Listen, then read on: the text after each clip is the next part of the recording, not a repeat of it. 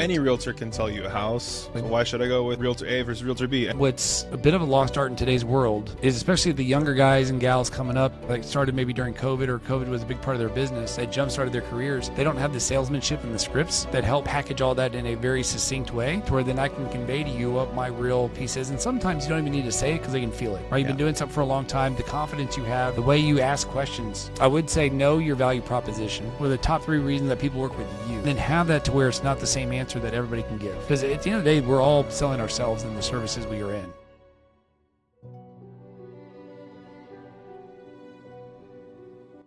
I wanted to talk about customer service. Ooh.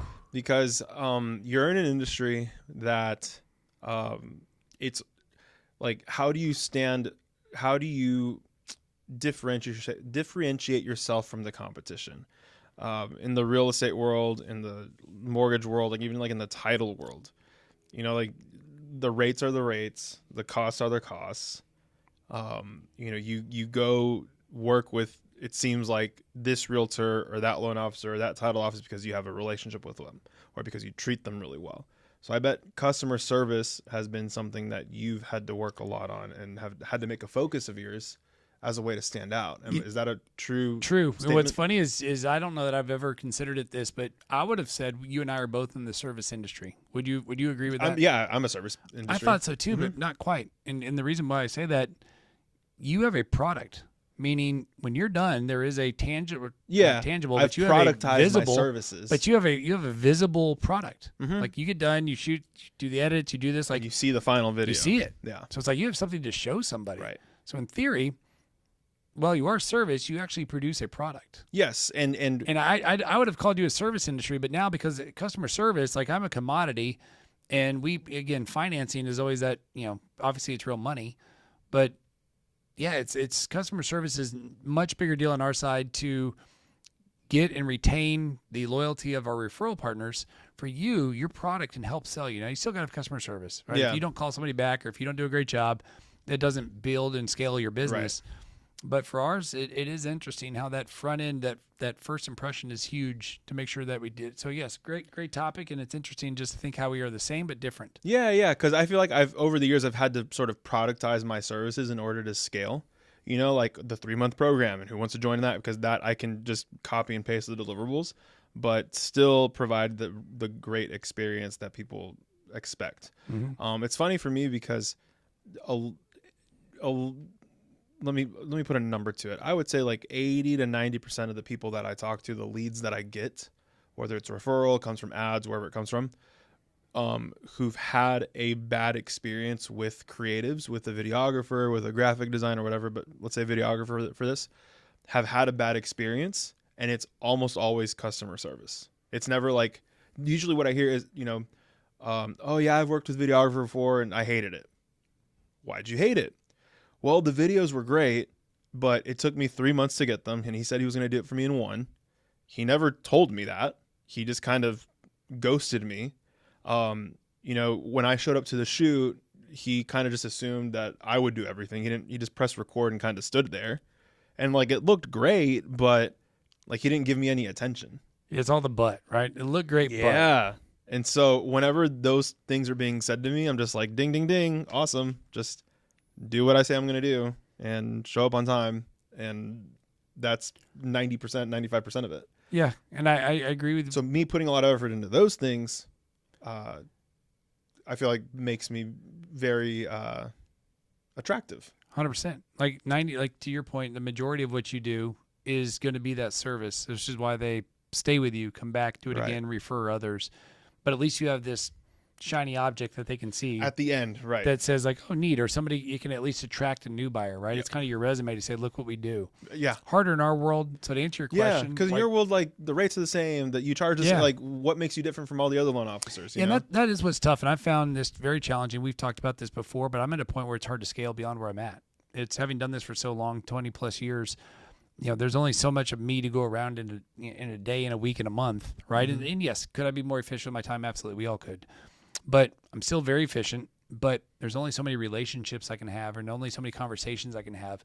So the team, I do rely heavily on them to help, you know, emulate and expand on that. But it is interesting to say what makes us unique is truly the people, because you're right, it's a commodity, right? Everybody can go get a 30-year mortgage. You can get the same rate, same closing costs. So why choose, A, B, or C lender to do it? Any realtor can sell you a house, theoretically, right? Theoretically. So why should I go with realtor A versus realtor B? Any bank or loan officer can loan me money for the house. So why should I go with this one over this one? Yeah, and this gets into, without going into and I'm happy to go into my specifics, but the reality is the part that we teach and coach to other loan officers that we work with or just friends in the industry, that USP, the unique selling proposition. And I know some folks call it some other stuff, but I like USP.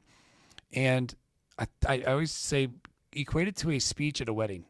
Like, it kills me to go to wedding speeches and you hear the best man or the bridesmaid get up or whatever, and the maid of honor will say something to the extent of, "Oh, these two, I knew it was love at first sight." And they give you this story, and it's the same story you could insert into any wedding. Yeah, exactly. Right? Insert to this wedding. Because it's the same thing. Like, they don't give any real specifics. They don't even talk about how they met. It's just, oh, they loved each other. I knew that. They're best friends, and he's always got your back, whatever it is. Yeah. It's like, okay. So going to the lender side, what do you do well? We communicate on a regular basis. We close on time. We do, like, so what? So what? Who doesn't? Everyone else. Who doesn't? That's like the expectation. And I think that's the what's a bit of a lost art in today's world is, especially the younger guys and gals coming up, that started maybe during COVID, or COVID was a big part of their business, that jump-started their careers. They don't have the salesmanship and the scripts that help package all that in a very succinct way. Right. To where then I can convey to you what my real piece is. And sometimes you don't even need to say it because they can feel it. Right? You've been doing something for a long time. The confidence you have, the way you ask questions to somebody. Again, I know that's what I was drawn to you with on the videography piece, is when you and I were starting, like, you'd cut me off 2 or 3 times after a couple of videos, and you're like, "Hey man, like, do it this way." And it's you're not giving me any big instructions, just little tips, and all of a sudden it made a big impact on what we do. And people can recognize that and feel that. They don't necessarily know that's exactly what's happening, but they feel it. So I think, to go back to your question as far as what do you do, I would say know your value proposition. What are the top 3 reasons that people work with you? What makes you different, right? And then have that to where it's not the same answer that everybody can give. Because at the end of the day, we're all selling ourselves in the services we are in, right? At least for both of our industries. So I think that's one big piece. What do you do from a service standpoint that helps you scale so it's not just you? What's one thing you do, or what's one tool you have? I've systematized communication with clients. This is what I talk about the most, because when I talk to other creatives who are just getting started and they're like, "How do I make myself different?" Is, we have the fortune of having so many people think badly about us, which is a good thing, because you can outshine your competition by just over communicating.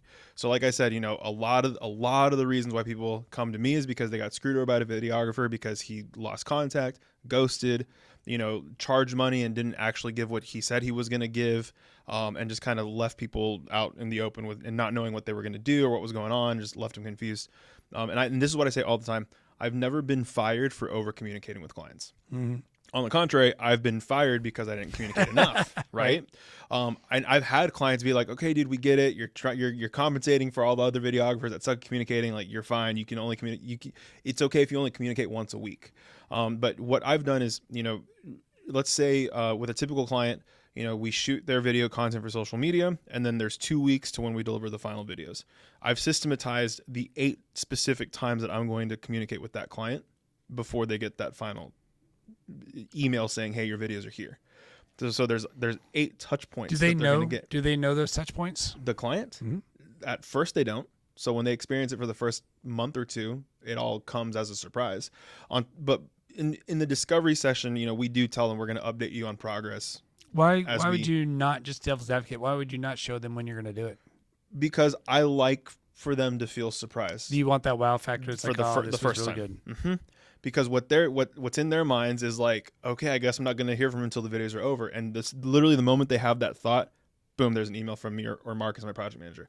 "Hey, we're super excited to be editing your video. Just letting you know that our editors, uploaded all the footage. They're editing right now. We'll have them ready to do in 2 weeks." Oh my gosh, I literally just thought about you guys. But before they even think about communicating with me, there's already communication from me to them. And there's that wow factor. There's that surprise factor. I mean, I'm thinking right now of 2 specific clients who responded with, "I love this customer service. Thank you so much." Another one who basically was like, your communication is the best I've ever had with any vendor I've ever worked with. And it's catching people by surprise and impressing in that way. that that has done me a lot of good, and why I believe the customer service is why I'm able to hang on to relationships a lot longer than what's expected in my industry. Do you show them milestones of, hey, here's the milestones along the project? Like, is there something you give to that? Because I can understand. Depending on the project, yes. Okay. So there's some like there's a one-off project I'm talking about today. It's like a 3-minute brand video that's going to be shown in like conferences, right? That's a one-off project. That's a big deal. That's a bigger deal than monthly content on social media that literally dies 24 hours after you post it. This is going to live on for months. So there's definitely in pre-production and in the planning, we set those milestones and those key dates way ahead of time. You're going to get your rough edit here. You're going to get your revisions within 48 hours here. You're going to get, and so we set those dates in post-production in the editing process. But I mean, each project will be different. The bigger budget, the more one-off projects, we set all that stuff early. Mm-hmm. But for monthly content creation, monthly social media, we just have a systematized process to talk to our clients. And that makes sense, because at the end of the day, like you said, you want to surprise, and it's not like, I want part of the newness of it, right? To be like, oh, you're amazing. But I do think it's important to have established, expectations. Here's the milestones. Yeah. Again, I think it's a combination of being systematized and say, here's what happens, but then also the piece. And I think that's the answer too, going back to our piece. How are we different is you got to have a system in place where hopefully it at least fills in the gaps. Yep. To where you can say, even if I did nothing, right? It's saying, here's a baseline of what it is. And then you get to play exactly. You get to play with the big boys, right? Exactly. Where it's like, hey man, I do all these milestone updates. You will be notified all this time because the system or the process is in that way. But you put a personal touch on top of that.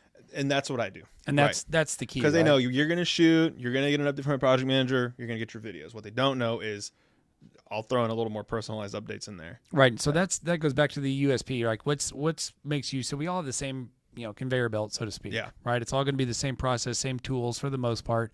So then the question is, what's your secret sauce? What do you put on? What is the mortgage mark touch compared to something that's, loan officer over here? Mm-hmm. Because again, they're going to work differently than we do, and a lot of times I find Mars and Venus is different, right? So the female over here might do a lot more little gifts and handwritten notes and things like that, whereas our side's going to do things a little different. Right. Not that one's better or worse. It's just your audience will gravitate to who you are, right? So sometimes I may not be the lender of choice, not because I did anything wrong. For all I know, I might have even been better. But if they connected with somebody on that level. Yeah, better. You can't control that, really. Yeah. And again, some people want the emotional connection. Some people want the confidence or knowing that the system is here. But you'd rather lose business that way if you lose business versus like you didn't do your job. Yeah. You didn't communicate. When you screw up, and look, everybody's human, right? And I got wonderful people on the team that we've all been together, but nobody, myself included, is immune to making a mistake or missing a phone call or not, making a small promise that you don't keep, right? Because that's what trust is. Those small promises kept over time. Those hurt, right? Because not only did you not give your best effort and miss out on that opportunity, but whoever referred you to the business suddenly just, that puts a little, it may or may not, depends if whether they see it or not, that may put a little doubt in their mind of whether they should do it again. Right. So we are very, yes. I'd rather lose the business straight up for reasons that you can't control. Yeah, I can't control, or I don't want to control. Right, so it's like not everybody's our client. We try to get all of them, but the reality is not everybody is, and that's okay. Yeah. And customer service is something you can't control, right? It certainly is. Yeah, I can't control the rates, but I can control making that phone call. Right, totally. That's how you can probably differentiate yourself, and it's definitely how I do it with the video business. Yeah, no, again, I would say get your USP. What makes you different than all the others, right? And it's going to be you is the answer. Yep. Right. So for me, it's like, I got a background in electrical engineering, and I'm a nerd for processes, and we got this system set up. I also have a team that has an average tenure of about 20 years in the business, which is wild. Wow. I just figured that out the other day. That's awesome. So again, we see thousands of loans in our career, tens of thousands probably at this point. Yeah. So it's like we've seen it, we've done it. And again, it's not to say that some other old dog can't say that, but you put that in combination with the fact that we're process oriented, it's who we are. Yep. This is, and this is our system and how we do it. I think that's the advantage of knowing who you are and what you truly offer that's truly unique to you. Yeah. That's awesome. Good stuff. I love that. Well, as always, buddy, you know what to do. Keep chasing excellence. Keep chasing excellence. Love it. Cool. Awesome.